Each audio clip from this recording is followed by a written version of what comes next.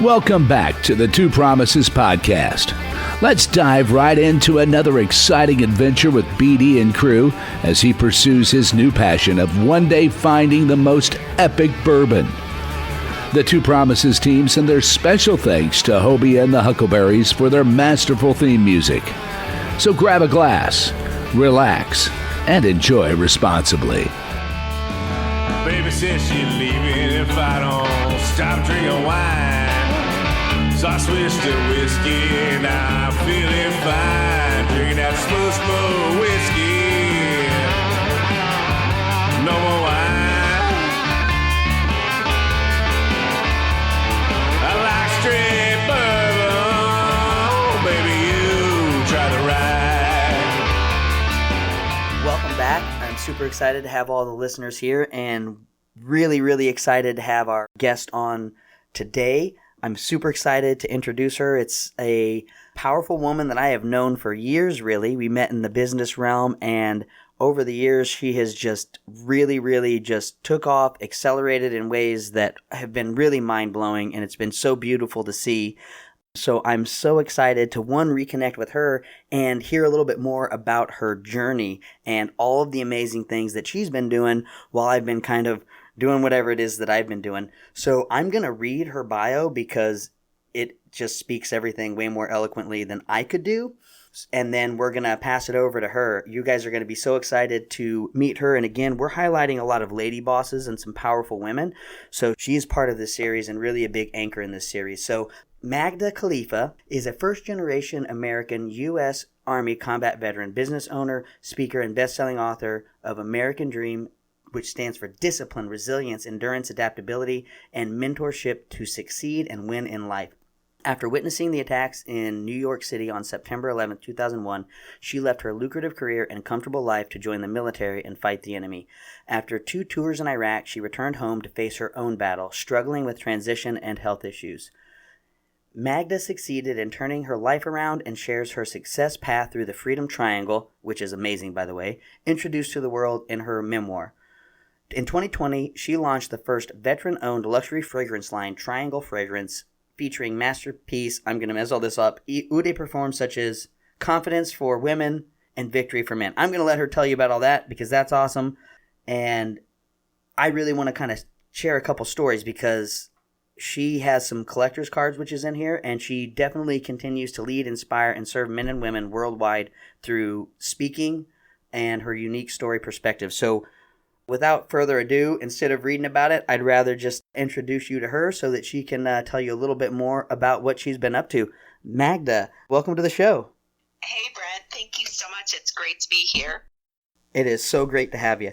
So we kind of open up our shows a little bit with just kind of talking about beverages. So maybe if you have a favorite cocktail or a favorite beverage that you'd like to share right now. I'm drinking a Maker's Mark and Coke, because Maker's Mark is currently in my whiskey of the week, even though I'm recording for a different week. So that's what I've got going on. And you? Nice. Well, to battle the cold front here, yes, as it is in the middle, by a company called Don Pablo. Ooh, a bourbon-infused coffee by Don Pablo? Yes. That sounds... I came across this a couple weeks ago and fell in love with the flavor. It's unbelievable. That sounds absolutely awesome. When I was in San Diego, I ordered some from a Firehouse company, and it had some of those really unique fusion blends. So that's something I'm really excited about with the coffee and the alcohol industry. Yeah, I think it's a great marriage. Absolutely. I mean, alcohol and caffeine. I mean, how do you go wrong with that? Awesome. No, it's really interesting. I went to their website. First I purchased. Then I tried it. Then I went to the website to check out the story. And what I love is that they don't, use chemicals for the flavor. They actually soak the beans in the bourbon. That's awesome. And yeah, I thought that was genius. Absolutely. I like whenever there's new processes that they just find unique ways to do something. I think I talked about Cleveland whiskey at one point. If not, I'll just go ahead and throw it out there. But they were trying to accelerate the aging process by basically pressure cooking the distillate with, say, planks inside of the pressure cooked vat. And that just kind of speeds up so you're not having to warehouse the whiskey over a longer period of time before you can get a return on investment. Look at that innovation. Right? And so speaking of bourbon, you have the very first one of your fragrances that I ever bought. I don't know if I'm jumping the gun here, but your fragrance line is truly amazing. So I can't help but not speak about it. I've been yelling it on this podcast pretty much since day one. But Victory was the first one that I purchased. And can you tell me a little bit about that profile? Yeah. So Victory it consists of Cuban tobacco note, Russian leather, vanilla, and bourbon. So it's a very, very ultra masculine scent, very powerful, long lasting, and one of the best sellers. It is awesome. I was so just thrilled with that. I think I sprayed it on everything and drove everyone crazy. But the second one that I got was Energy, and that one is, I'd say a lot more subtle, but very powerful in its own right. Yes. In fact, what's nice about Energy, even though it is marketed for men, women love that Asian bamboo scent. And they have been buying Energy equally as the men have, which is really interesting. That's super cool. Like I said, I love both of those. I'm ready to get into the blue line. I think I tried to order it on one of the sales, but I don't know exactly what happened. I think I had a user error on my end because I usually do that. But I can't remember, Memorial Day, Veterans Day, one of those things. But anyway, I'm super excited. Oh, but yeah, what else? So you also have your book. Would you mind kind of telling us a little bit about your book? Because, I think that's a very powerful thing, and that's a lot of your transition story, a lot of your struggles through what I'm going through right now. And honestly, you have always been a very close friend, a mentor to me in so many ways, and you've just being able to share our struggles, even though you've seen me in places you've been, and you've always been that voice of reason and that guiding light, even if I couldn't recognize it at the time, because you'd already gone through that struggle and you'd survived that and grown through it, and you could see me in it, and you knew kind of how to treat the angry animal or the injured animal or the trapped animal. And that's just been so awesome for me, and I just want to thank you from the bottom of my heart for always being there for me, and I just would love to hear more about how you encapsuled that in your book. Thank you, my friend. That's the whole point. We are very strong people in our own rights. And, life sometimes shakes you so hard that it breaks you down a little bit. And you find yourself in situations where you're not sure how to navigate, to push through. But you manage to, because there's something in you, in me, to keep going, to that internal strength to keep going. No matter how much the pain or whatever it is that you're going through that's really holding you back. And went through my journey, and I believe we all go through struggles in life, but Absolutely. I realized I needed to share the journey I went through and the solutions I found along the way, because since I was able to push through and turn my life 180 degrees around, if I didn't share that with others who are struggling with their own situations in life, then, what is the point? Like, what is the point of having made it through if you're not helping others, paying it forward, by being vulnerable and sharing Absolutely. that? That's so powerful. Yeah, so that's why I wrote that book, was to get that story out there and provide the value of different points that people can consider that they may not have considered previously or up until that point. Absolutely. That's so powerful. And we're going to make sure that we have links to that book and to all of your websites and all of your publications. And I bought the book whenever it first came out. I'm not going to lie to you. There was a lot going on in my life at that time. I think I was deployed. I haven't read it. But now that you're on the show and now that I'm a little bit more stable, I am committed to reading that book. It's on my reading list, and I'm going to pick it up and start it today or tomorrow. So I want to make sure that that is available and easy for all of our listeners so that they can reach out and connect to you, and also where to find your fragrance line. Thank you. I appreciate that. And I look forward to hearing what resonates the most with you.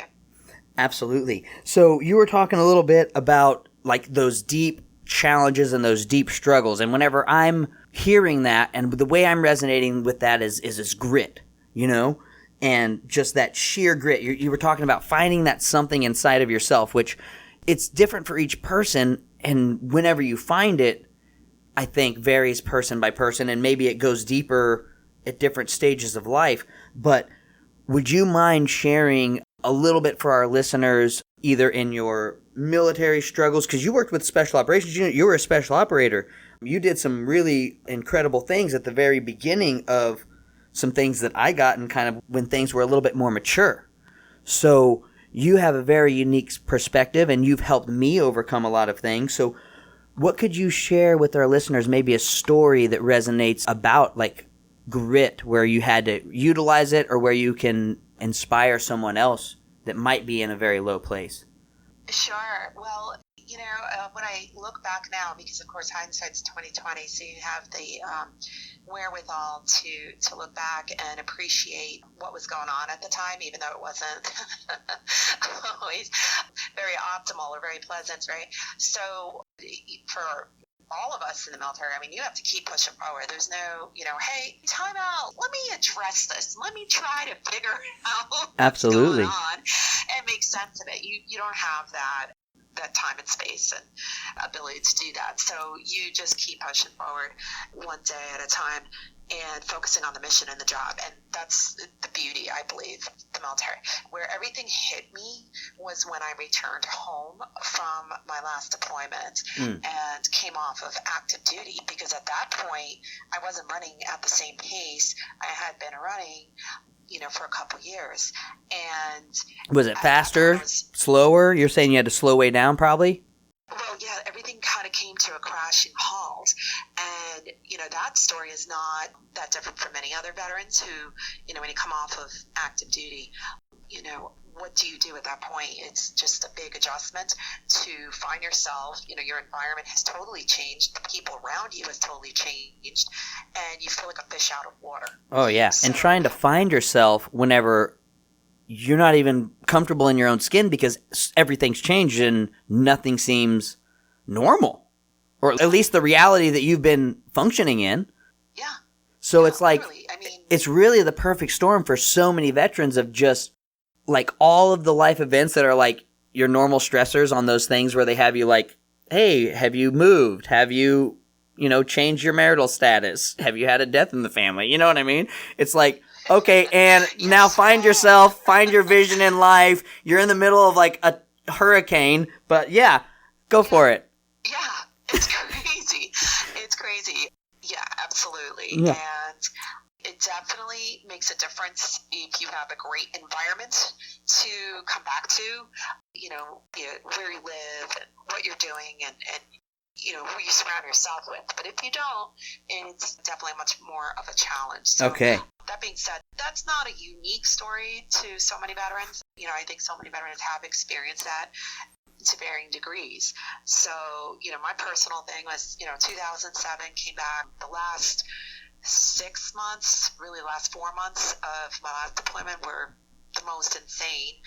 It was right during the surge, so okay, we so had very high contacts, troops in contact, firefights. Yeah.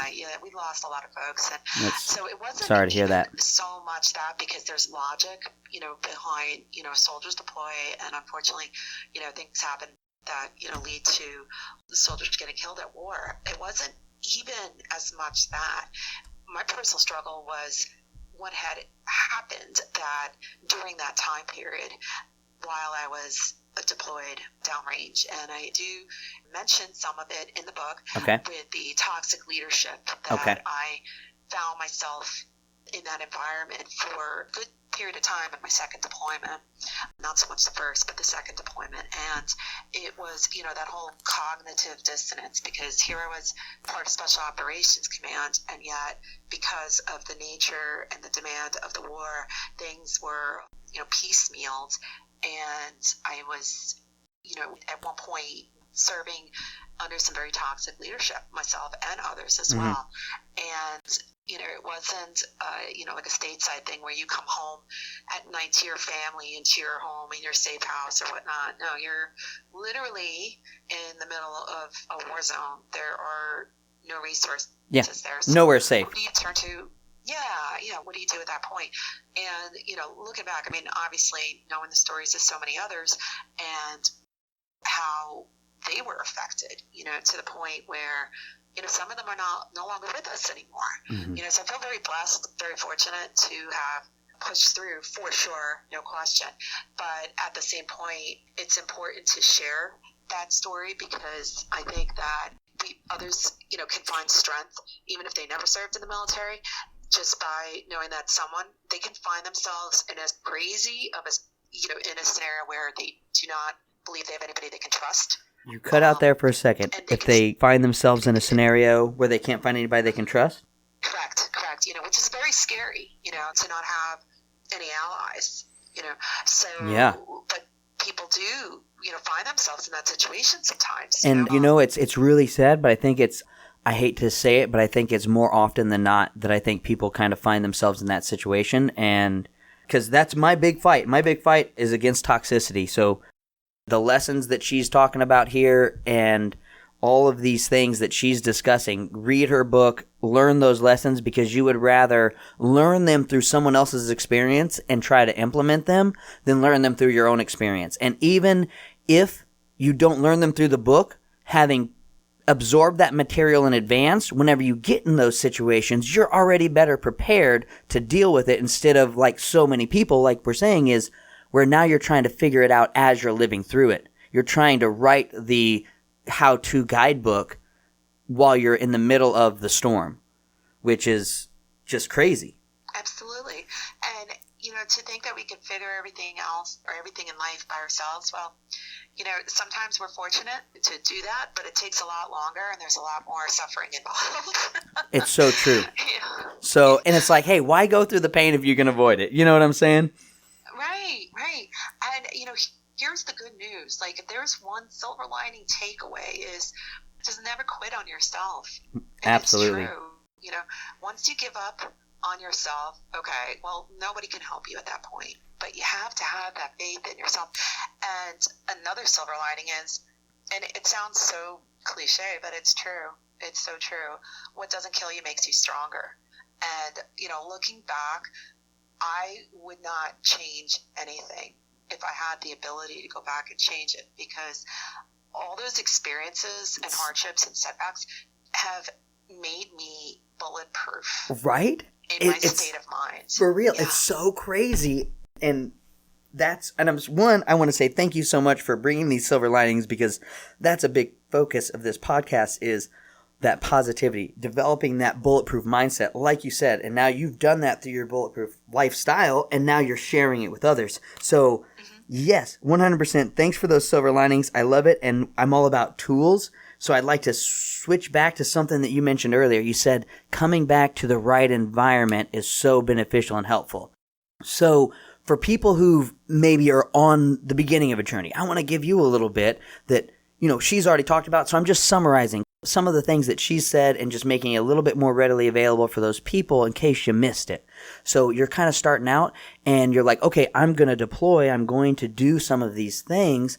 Intentionally set your environment before you leave for what you want to come back to or what you expect to come back to, but also know it's likely going to change. Whenever you close that door, whenever you leave that space, time will have an effect. So know that in advance and, try to keep touch points and try to mitigate that as much as you can.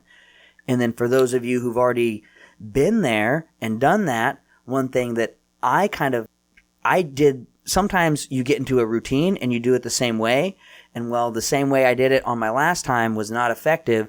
And, sometimes things fall through and they fall through in a big way. So, always be willing to learn, seek new ways to prepare, and find other areas of vulnerability. But you have to be intentional about creating that environment.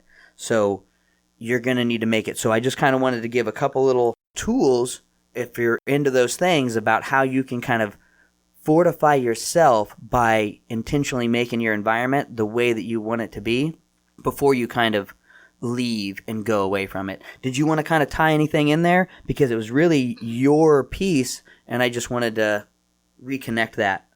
Yeah, no, I think that's so important. Also, too, is to really know yourself.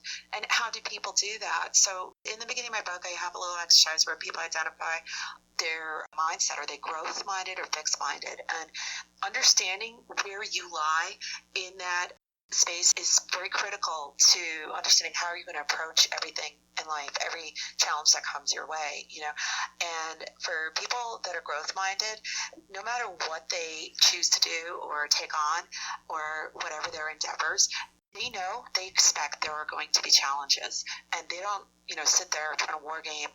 This is what I'm going to do, how to handle it. Like, you just do it. You build that resilience, and you're able to make decisions quickly to get you through to the next day. Sometimes it's just the 25-meter target, and that's totally okay. But you keep moving forward. You move that needle forward. It's a survival mindset, really, is what it comes down to. So if you don't know what kind of person you are, maybe you're a young person, and well, everybody's been through a lot in 2020, for sure, collectively, as a society. We've all been challenged in many ways, with what the world's going through and, domestically here in the States. But, for folks that just hadn't reached that point where they know who they are, I try to provide that opportunity for them to ask questions of themselves and figure out where they lie. So that they can, make that determination, that intentional decision to become a growth-minded person and realize, hey, life is not always going to be simple. It's not always going to be under my control, but I choose to embrace it and grow and keep growing and growing through the hardships and become a better person and emerge stronger as a result. That is so awesome. So we were talking about how we're highlighting lady bosses here, and she just comes in and just hits like 8 grand slams in a row by just talking about that resilience. And you don't get to choose it. Sometimes you're just thrown into it, and it's just getting back up, growing from it, not just getting back up and just, getting back into the same dirt and falling back into the same puddle, but growing through it, learning from it. And then another piece that you said, not just the resilience and the grit and the determination that you've shown, demonstrated, and are now giving people a guidebook to do themselves, but you said embrace it as well. So instead of just like, oh, I have to do this, oh, woe is me, you're like, hey, this is just part of the process. Like, let's just smile and let's just get after it. Dirty, bloody, filthy, and all. That is just awesome. Yeah, I just smiling, laughing in my mind because I know you understand, embrace the suck, right? Like, how many times, like, in the military, for real, we've had some really, less than desirable details, where we have to, yeah, just grin and bear it, Yeah, you just have to do it. And so, have to do it. Like, yeah. So, okay, I'm way behind on popular culture. It's crazy, but I just finished all of Vikings, right? Mm-hmm. And I really, really, really enjoy that show. But, I mean, can I just say that you kind of remind me of a shield maiden? Is that okay? Well, thank you. That is so awesome. Like, you're like in my mind, you're like Lagertha. Promotion. Like, in my mind, you're like Lagertha, honestly, because you're just confident, amazing, just, you tear things up, but you're just resilient and you don't mind getting gritty. And you know what? And that's one thing that I think a lot of people don't understand about Viking culture compared to other things is that the women were more equal in their civilization than any other society. They would go together at war and they would negotiate together, which was very unseen in the rest of the world at that time. They were equal companions, the way that I understand it traditionally. So, yeah, environment determines things. And, I do have to circle back to the fragrance line. I started while we were speaking about victory with the bourbon note in there, but part of the same line, the red line, I have confidence for women. And another masterpiece eau de parfum, but, the little card that comes with it, the story that comes with it, it's all about that, like, if I can read a little bit. Yeah, I would love for you to read some of those quote cards because that was one of the most profound things I think that I took away from just the unboxing. So I would just love to hear from just a powerful woman, like I said, shield maiden, all of these things that she's sharing and passing on to all of us.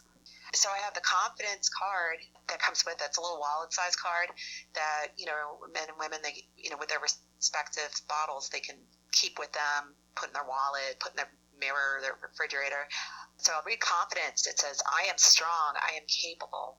I am fearless. Life's challenges have made me a force to be reckoned with. I have confidence. I exude confidence. Confidence is sexy. confidence is powerful. I am confidence. And that's a message that I think is so important when I look back at my life and what I've endured and have pushed through. I realized one of my superpowers is confidence. Awesome. That is, yeah. But, so I knew it was important to share that with, say in this case, with other women who haven't received that message. And, I was very fortunate. My father did raise me to be a confident person. And, so I never, I have a line in my book, I never felt unempowered, something along those lines, because it's true, but I know that a lot of women were not raised in that manner. And here is the thing, it's a rough world out there and it's gotten a little crazier. So yeah, we need to have the survival tools to get ahead in life, and so you can thrive. And absolutely. Why not, right? And as you're a queen, you're royalty, you rock, you know what I'm saying? You are one of these awesome people, but the reason you're there is not because of necessarily what you've done, but, what you're doing. You're lifting up. You're inspiring others because you've lived through it. And that is what true leadership, if you're going to try to say that, I'm a king or I'm a queen or I'm a royal, right? It's about that servant leadership, and that's what you live day in and day out. I mean, just that quote card that you talked about confidence and how people put that greatness in you, and now you want to breathe that into others, that lifting up. And that is just so powerful. So thank you so much for living that, breathing that for all of us. Thank you. I appreciate that. And, it's my duty and responsibility to give back, because I realize my life at many points could have gone in different directions, for sure. It could have passed thresholds that would have been very, very hard to return from. So I am very blessed. I feel very fortunate to have been able to have gotten to this point. I do believe it's a combination of my intentionality and just, core beliefs of surviving and not ever being a victim, always, taking the keeping hardships. That. Yeah. Yeah. That's powerful right there. Yeah. Not being the victim, refusing to play the victim. Always. I mean, bad stuff's going to happen. Life is not fair, and, it's interesting when I get in, groups of, say, women, we have the Clubhouse app is out now, and, so there are different rooms, and, I hear a common theme where, or several common themes, and I always want to say, you've got to accept life is not going to be fair, okay? Mm-hmm. Yes, we have laws and regulations, but, human behavior is what it is, and you're not going to change that. So true. If you want to play in the game, you have to accept the fact that, maybe you do have to work harder. Maybe you do. And find the ways to work around it. What do you need to do? How do you need to adapt to work in the game, in the system, in all of these things that we're constricted and confined by? Yeah, absolutely. There's glass ceilings everywhere. We're all, you know what I mean? And we're all affected to different degrees. I'm not trying to compare and contrast here. We're just talking about the reality. And that's the truth. It's the reality of how things are. And, I think that we've had a long season of political correctness in our country and, what's that word, gender norming and equality, and not in the altruistic sense, but in the default sense. And I think that's not helped in many ways, because I think when I look back, everybody, what I've been through, I'm glad, nobody can ever take away from me who I am at my core. Mm-hmm. And if I didn't find myself in situations that were not fair or were not, pleasant, I would not have developed these, this resilient mindset that has helped me to push through and survive. I just want to kind of drop a little anchor there. So you, from the confidence in yourself, that was your anchor. That was your strength. You knew, I am this person, and there was no question. So you'd found that truth about yourself, which gave you that ability to just power through. And I think what I'm hearing is that this day and age, there's a lot of people that they've never really gone down that deep to maybe who they are and what they believe in and what they stand for, and who they are to a core strong enough to be able to confidently say that a lot of people maybe will vacillate based on emotions or what's going to be the most beneficial for them at the time. That, and I think they've unfortunately fallen prey to the collective narratives that are out there, and they, see themselves as predefined by society. And that notion is just so far out there to me, because if you let society define you, then you become a sheep. Mm-hmm. You're not an individual, and you can't develop your true north. Yeah, knowing what defines you. Go ahead. Yeah, exactly. You have to develop it on your own, not let society, put you in these categories and tell you how to think. Absolutely, So, absolutely. yeah. And just because, especially with how we receive a lot of our information these days, it can be extremely dangerous. So thank you for being an advocate for that. And we talked about that a little bit on a previous podcast while I was actually on, and that's where I said my desire would be that the wool, that people would be able to see kind of, the wool would be lifted, and that more people would be able to see kind of the reality or the truth of kind of what life is really about and what's kind of really going on in the world, if you will. So Critical thought is Yes. so important. critical thinking, 100%. Like those word problems. It's like nobody likes the word problems. Nobody likes having to pay attention and put everything together, but like we need them so badly. 100%. I mean, we're top of the food chain, and when we look at people who've gone before us, like thousands of years ago, they didn't have the technology No. we have. No, we are The so modern- blessed right Yeah. now. We're so well positioned to grow so much as a human race, It's For incredible. sure, It's for incredible. sure. I love it. So we're getting close to our time here, but I want to give you the last word. I want to say again, thank you so much for being on the show. I love the energy. I love the passion. You are an incredible shield maiden, an incredible warrior, and I just want to honor that and respect it, and thank you for everything you've grown through and how you've always been a personal impact in my life, and now you're scaling that to the world with your book. So please get her book. Check her out. Get her fragrance line. It's absolutely incredible. And you have the last word. Thank you, Brent. I really appreciate the opportunity to be able to speak with your audience and hopefully provide some value, unique perspective that can help them throughout their days as well. Absolutely. Thank you so much, and I'll chat with you soon. Take care. Thank you. Thank you for joining us today on this curious roller coaster of life. If this is your stop, please exit peacefully. Enjoy the rest of your day. If you're ready for another one, just push play. Just a final note before you go, thank you, and thank you for feeling. The distillation and aging process is different for everyone. I'm not quite sure what you're ready for. Sip slowly and enjoy responsibly. Baby says she's leaving if I don't stop drinking wine. So I switched to whiskey and I'm feeling fine. Drinking that smooth, smooth